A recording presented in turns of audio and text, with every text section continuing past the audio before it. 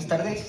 Antes que nada me gustaría agradecerles por asistir y por darme la oportunidad de presentar nuestro trabajo de investigación. Este trabajo lo hice en colaboración del doctor Gerardo Ulises Díaz Arango de la Universidad Veracruzana. Yo soy Eduardo Gracida Reyes de la Universidad de las Américas Puebla y nuestro trabajo se llama el análisis de la locomoción de la bromadorfina portentosa bajo distintas condiciones térmicas.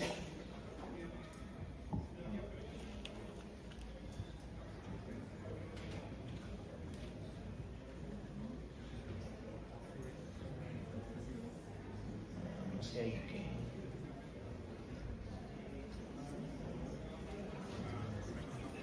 Ok. Entonces, hablando un poco sobre el estado del arte actual, pues bueno, como bien sabemos, durante situaciones de catástrofe, es necesario cubrir grandes áreas de búsqueda para encontrar a personas que hayan podido quedar atrapadas bajo los escombros. Durante, por ejemplo, un terremoto, lo más normal es que la infraestructura quede dañada y durante la caída de la infraestructura, usualmente las personas pues quedan atrapadas bajo estos escombros y por lo tanto es necesario el despliegue ya sea de personal humano o en este caso personal robótico para encontrar a estas personas lo más antes posible y pues lograr salvarles la vida.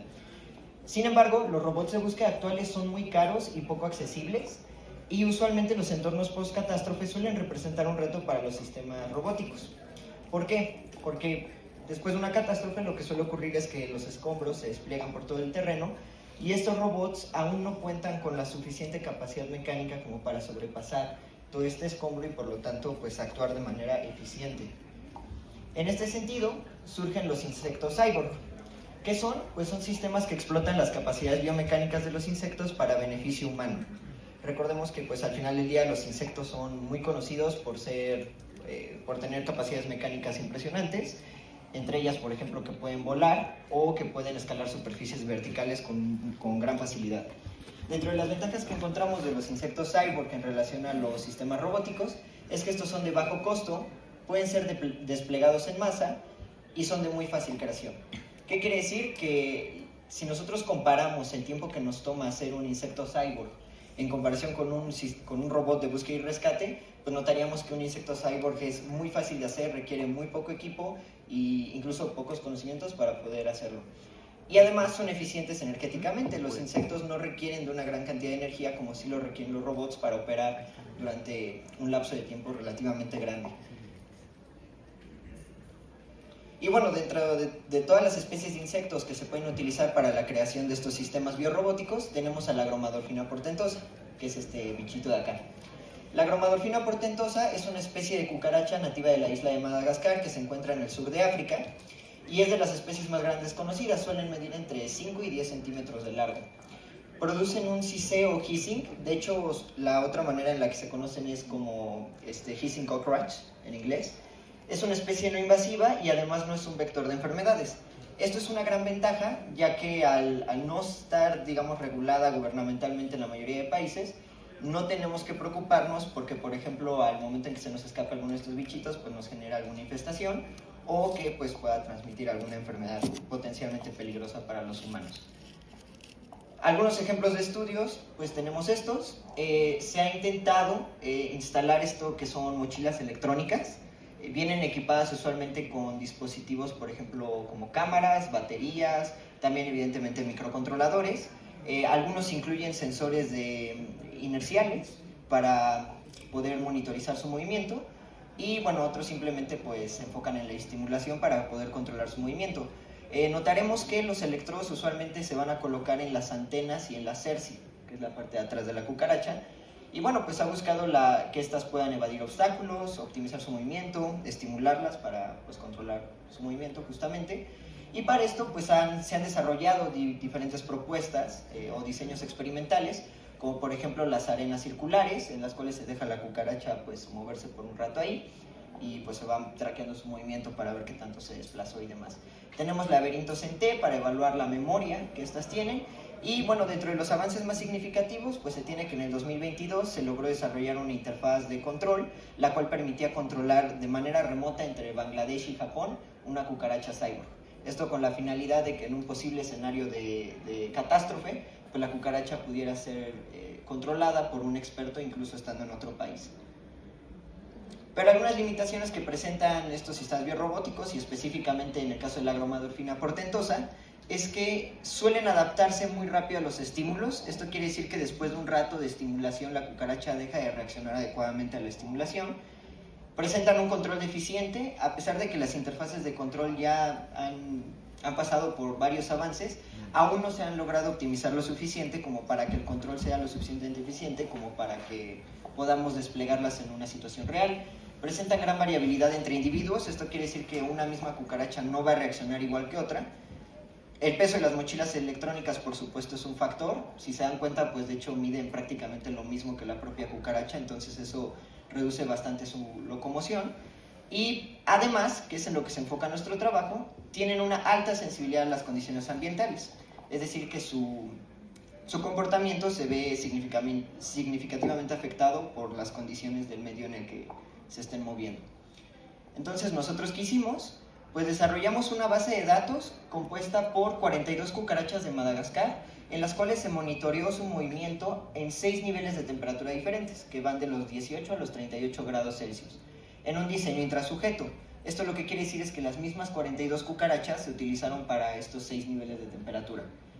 A partir de esta base de datos se extrajeron diferentes parámetros de locomoción, que ya voy a explicar más adelante, y se analizaron estadísticamente para comprobar su significancia y la magnitud del efecto. Esta base de datos ya está pública y puede ser accedida por este QR, y está compuesta, como se puede ver, por 28 sujetos hembra, 14 machos, y pues la mayoría de las cucarachas entraban en un rango de longitud entre 5.8 y 6.26 centímetros. Es decir, que solo empleamos cucarachas que fueran jóvenes adultas, y bueno, pues el género se seleccionó aleatoriamente y pues cayó en esa distribución. Para esto utilizamos dos sistemas de medición, por supuesto un sistema de control ambiental, el cual nos permitía tanto aumentar como disminuir la temperatura para poder hacer nuestras pruebas, y un sistema de traqueo de movimiento, que es este que se ve acá, y que bueno, funciona de la siguiente manera. Por supuesto esto es meramente ilustrativo, pero lo que se logró con el sistema de traqueo de movimiento es que pusimos dos mouse ópticos, uno de forma frontal y otro de forma lateral, para tener dos planos de movimiento en los que analizar pues la locomoción de la cucaracha. En este sentido, el plano frontal lo que nos dice es qué tanto a la derecha o qué tanto a la izquierda se estaba moviendo la cucaracha, mientras que el plano lateral nos decía qué tan enfrente o qué tan atrás estaba avanzando. Y pues esto nos da un vector resultante, que es el que nos sirvió para analizar y sacar todas las características. El sistema de control ambiental funciona similar a como se ve acá en este esquemático. Está compuesto por dos enfriadores Peltier, que bueno, el nombre es un poco engañoso porque, recordando un poco el efecto Peltier, lo que ocurre es que al meter la energía por un lado caliente y por el otro enfría, entonces uno de los Peltier se colocó en su lado caliente y el otro en su lado pues frío, para poder enfriar y calentar. 4 sensores de control de monitoreo ambiental, que son 12 SHT45 para la medición de la temperatura y la humedad, y 2 G30 para la medición de la iluminación.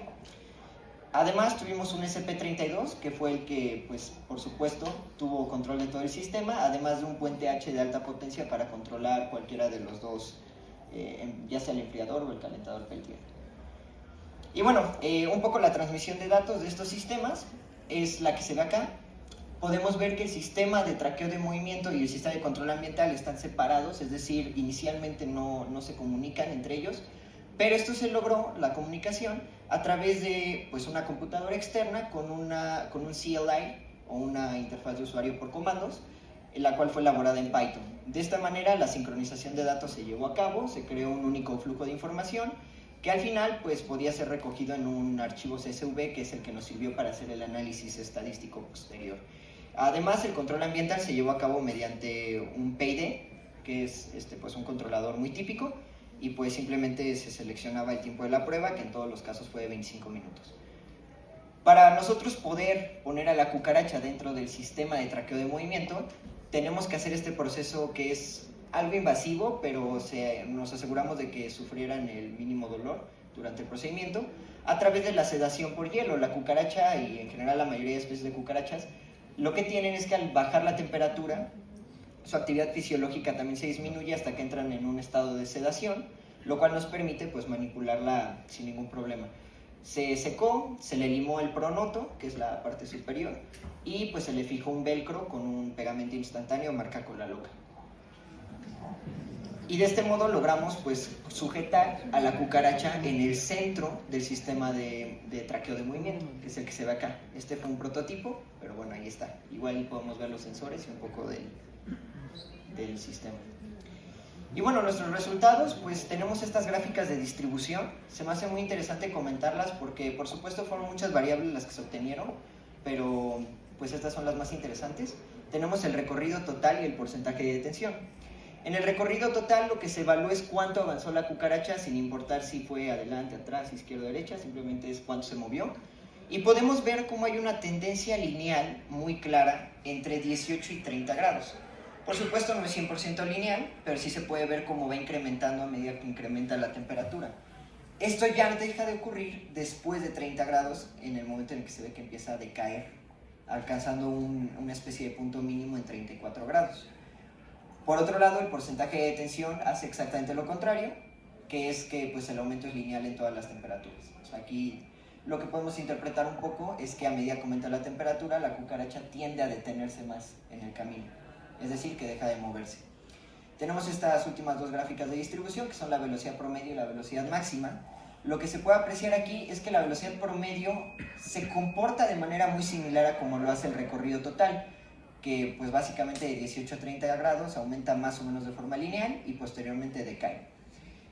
Lo mismo no ocurre con la velocidad máxima, la cual, similar al porcentaje de detención, casi siempre incrementa de manera lineal, alcanzando pues sus puntos máximos entre 38 y 34 grados. Nuestros resultados ya completos son los que se ven en esta tabla. Aquí simplemente se muestran las medias por cada parámetro de locomoción, que fue el recorrido, el giro, la tortuosidad, la velocidad máxima promedio y aceleración máxima y aceleración promedio. Entonces se muestran las medias por cada grupo de temperatura. Para visualizarlas un poco mejor se elaboró este radar plot, en el cual pues, se muestran cada uno de los parámetros y en qué temperaturas alcanzó sus máximos.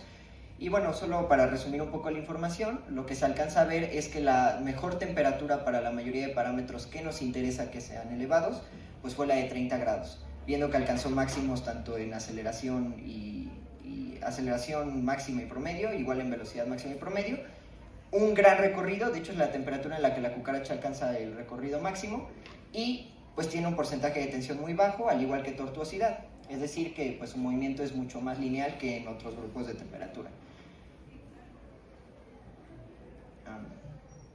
Okay.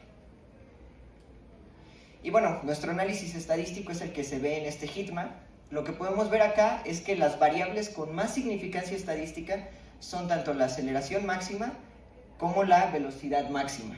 Esto lo que quiere decir es que la temperatura va a tener un efecto estadísticamente significativo, sobre todo en estas dos variables, y pareciera que esto está ligado al hecho de que su comportamiento en las gráficas de distribución, como veíamos anteriormente, es mucho más lineal que las otras variables. Seguido de esto, pues se encuentran la velocidad de aceleración promedio y el recorrido, junto con el porcentaje de detención. Esto es muy importante porque lo que nos dice este análisis